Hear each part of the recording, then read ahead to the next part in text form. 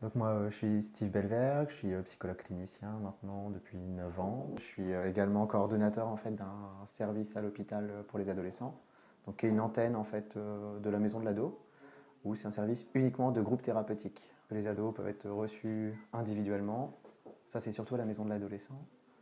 Sur l'antenne en fait du CATTP, donc ici c'est le CATTP, donc c'est que des groupes thérapeutiques, donc avec plusieurs activités qui sont animées par des infirmiers, des éducateurs, une psychopédagogue, une psychomotricienne, des psychologues. Et puis moi, je propose en fait au sein de ce service des groupes thérapeutiques jeux vidéo, activité que j'avais déjà avant en fait en institut médico-éducatif avec des enfants qui avaient des déficiences intellectuelles. Après, je l'ai utilisé également en thérapie individuelle.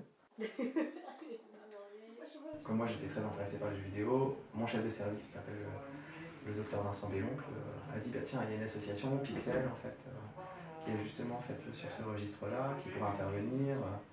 Et on a fait cette rencontre-là avec Sylvain en fait. Dans le cadre de Culture et Santé. Dans le cadre Culture et Santé, voilà, qui est financé en partie par la DRAC, en partie par l'Agence régionale de la santé et une partie par l'hôpital.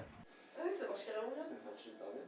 Je vais Parce que oui, comme ça. Bah, ce qu'on va faire, c'est se réunir, un petit peu utiliser ce qu'on a expérimenté en fait comme jeux qui ont été présentés par Sylvain, de voir un petit peu les idées, comment on peut en fait on peut s'inspirer de ces jeux un petit peu alternatifs pour écrire une histoire, une petite histoire, de façon assez ludique, avec un début, un personnage, et puis peut-être un but en fait aussi dans le jeu, et puis après le mettre en fait, fabriquer le jeu, créer le jeu, sur l'après-midi probablement, on va essayer de développer en fait comme ça un paysage, un environnement, un personnage, et puis peut-être des obstacles, des ennemis.